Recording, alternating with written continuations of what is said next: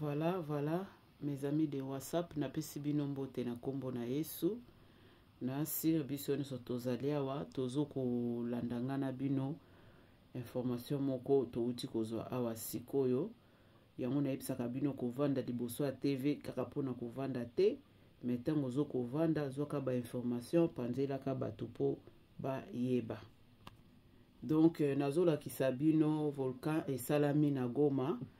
Donc na sena ngo wana ndenge za batinda batu ndenge batu basala ka musala pona okende ko bimisa ba kolbate ba ore ba biloko nyonso tu o ebimaka na se mais ndenge peli boye. Donc ezoko bimisa ba biloko nyonso tu wana yango bozo mona ke bitumba ezo sila te yango nozo mona bozo tozo mona Kagame azokoka kotika place wana te po ayebi ba biloko oyo asala na kati.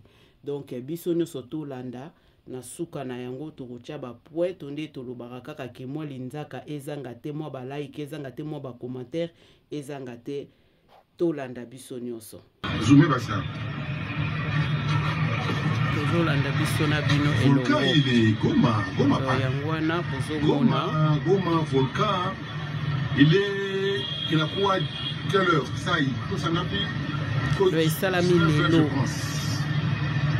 Il a pas 18h32.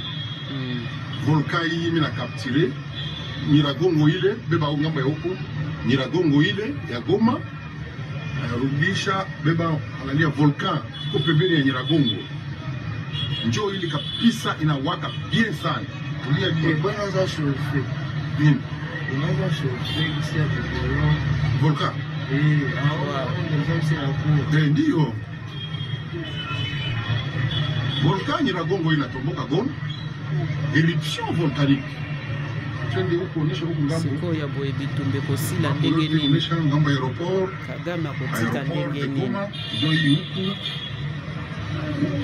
Odisha wana eza ba aéroport pembeni na aéroport ya bazolakisa mulima Nyiragongo ile pembeni ya Nyiragongo pa kitoto ya Nyiragongo inatosha volcan mais eko kule njo kwenye bana viko free ni volcan bana watu lakini volcan basi ile espoir moto kutoka moto kupandele kili masiri kila ngwa kili mambo refu shi moto ya wanasha ule hizo nikana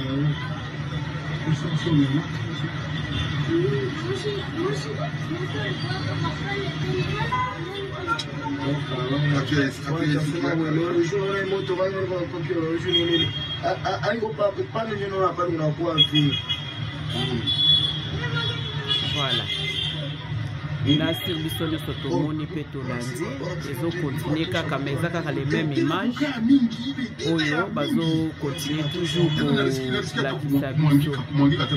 Donc bato bazalaki sur place wana yango baza kofilme ekoti mpe na YouTube awa kala te na sur tokolanda yango mpe na ba France 24 soki mpe bamoni bakolobela yango bachaîne ya bandeko na biso mpe nasi bakolobela yango to continue toujours. Merci nasi biso nyonso tozolanda lisusu deuxième partie na biso ya lisolo ya Kagame na Faci na nini na kata awa siko tokolanda lisusu tokoyeba soki akendeki to akendeki te mais komona ndenga zokita na avion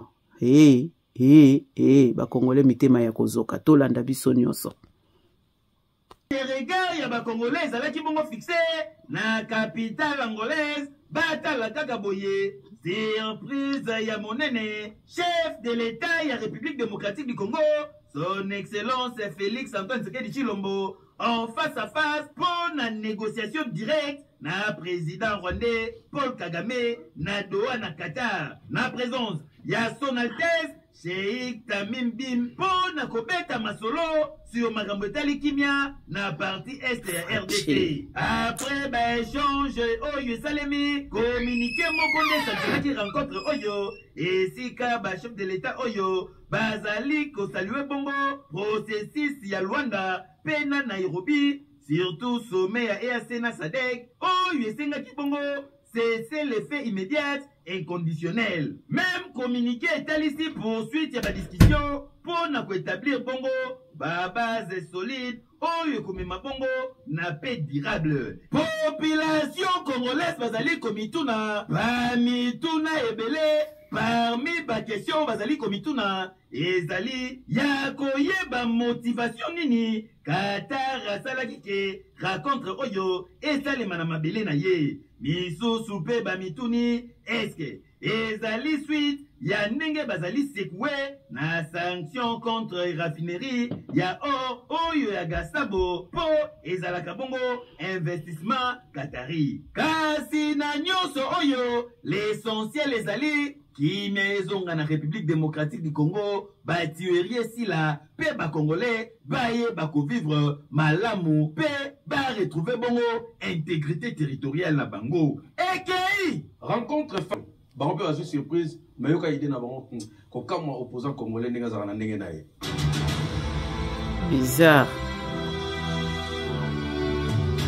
Bana ya Congo banso pe na kati ya coalition ya moka pe na ADD Congo to kamwe mingi lolenge Félix Tshisekedi azwi mpepo butu na sima ya bakongolais akende kokuta na Paul Kagame na Qatar. Maso ezokisaka mpota na nzoto ya moto ezwa nzoto ya mbelite. Maloba nyonso Félix alobaki contre Kagame ezwa nzoto ya mbeli epa Kagame. Esengela sala angele. Lobi Félix alobaki na biso ete po ete akuta na Kagame esengeli ya na paradiso. Sika bakutani na Qatar. Qatar ekomi paradiso. Bakongole panso senge baya ba ete Qatar afinansaka Rwanda Paul Kagame na ba milliards de dollars na nzela ya la force souveraine na bango. Félix akei na Qatar ayepe na bintérêt na ye privé. Akei na Qatar pona koluka kimezonga na Nord Kivu Sud Kivu pe turite. Tokomi kokanisa wa lokola maloba oyo Professeur Mayindo Université ya Kisangani alobaki ete ese Kagame aye na seku ya Félix Tshisekedi. Raison nini Félix Tshisekedi akimi na lombangu ko raconter Kagame na Qatar. Alors que ba catholique na SSC balobi na biso to solo la peut être kimi a solo ezonga na sasa Félix azali kotia ba bateau dans les roues ya catholique na SSC. Mais le monde alobaka ete solution ya solo pona makamba Congo et que wuta na susu na parité na Genève invité na Washington te mais que wuta na Kisasa au lien Félix a appuyé dialogue Senko SSC pour tout le kimi a solo ya kimi mbango epa Kagame na Qatar pour bazongela alliance na bango ya 2019 2020 2023 alors que Félix yemoko na 2023 na stade de Mati alobaki na ba congolais te boli misangai ngai na saki confiance na Paul Kagame na signé ba accord économique na signé ba accord militaire na ye mais Kagame a poignardé dans les dos na zuma yele sikawa akesu kukutana Kagame pour bazongi la relation na bango parce que loko fesa ko lukande tapis rouge na ye pouvoir na ye eza la préserver quitte à reprendre ba alliance na Kagame pour que yatika la président est-ce que ko yele susute ko yebisa ba congolais te Kagame akosinga lisusu Kagame abaluke ngali susu manque ya visibilité ya Félix Tshisekedi pe imprévisibilité na ye na politique ya défense na diplomatie ekomi kobangisa ba congolais lelo tokoki kotika sécurité Félix engage akamboka ndenge wana na ndenge ya vuluba sa toyebaka nini akosala pona nini ayebisi ba congolais te kakoki nokuta na Kagame lobi akozonga susu alobi obolimbisa ngai Kagame asali ngage ya mutu na sema kolikolo lelo tokomi komona ete Félix akomi obstacle pona kimia. Christian Mole Kazali analyste politique apesi point de vue par rapport à la rencontre oyo.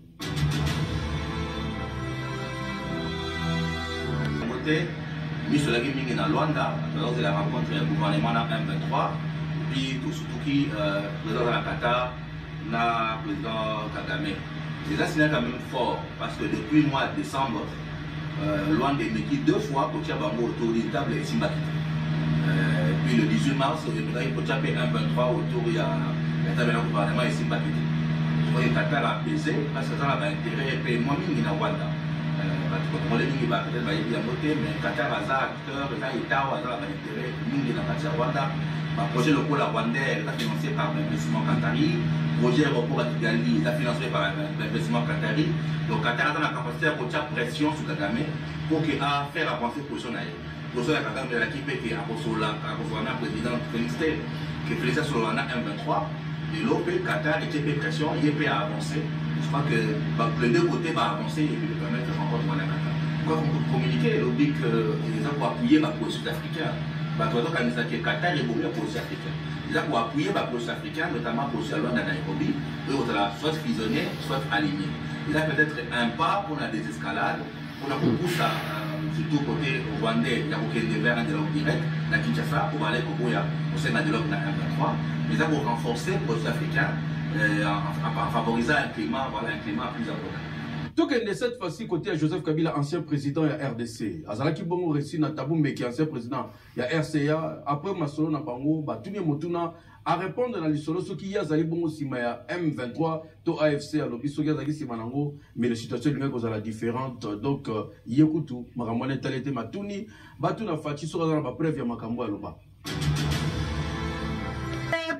Certain temps, Joseph Kabila Kabange, ancien président de la République démocratique du Congo, a commis quoi apparaître en public, discrétion kara, et zelana nous 2 minutes, lokola awa, a outi kobimalisus en public, na Afrique du Sud, sur invitation ya Tabumbeki, pour na fondation na ye. Ayambami kaka ndenge bozali komona population na ba presse bazalaki mobilisé pour na ko approcher bongo Joseph Kabila Kabange botala bino moko abimi bien kovo atiki mandefu bazali kosolola bongo na Tabumbeki e bongo na bobimi na ye lokola presse ezalaki wana mbala moko ba aborder pour l'interview Joseph Kabila Kabange a abordé bas questions sécuritaires, paix, na bas questions d'actualité, nion sur la République démocratique du Congo. Je crois que le problème au Congo, tu l'as dit à juste titre, le problème c'est le président Félix.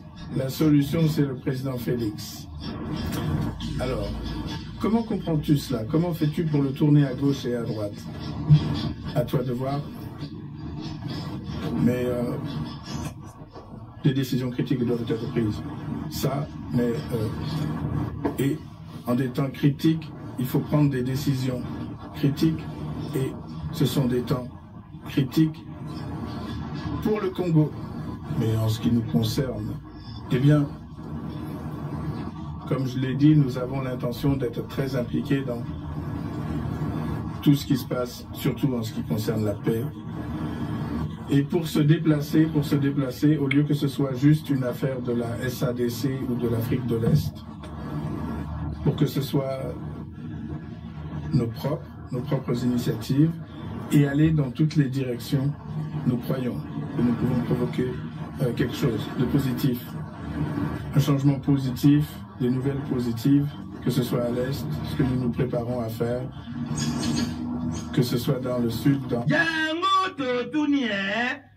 sortie médiatique nyonso oyo Joseph Kabila Kabange est-ce que ezali pour trouver moko ezali plus fort que silence na ye.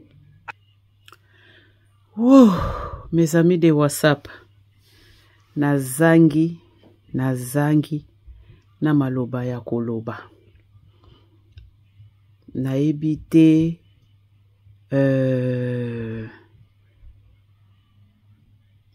soki Fachi azokoyeba ke eloko nyonso azosala ezopesa bato tension makasi, population ezozala na tension makasi, mutu aboyi nanu koya premier tour,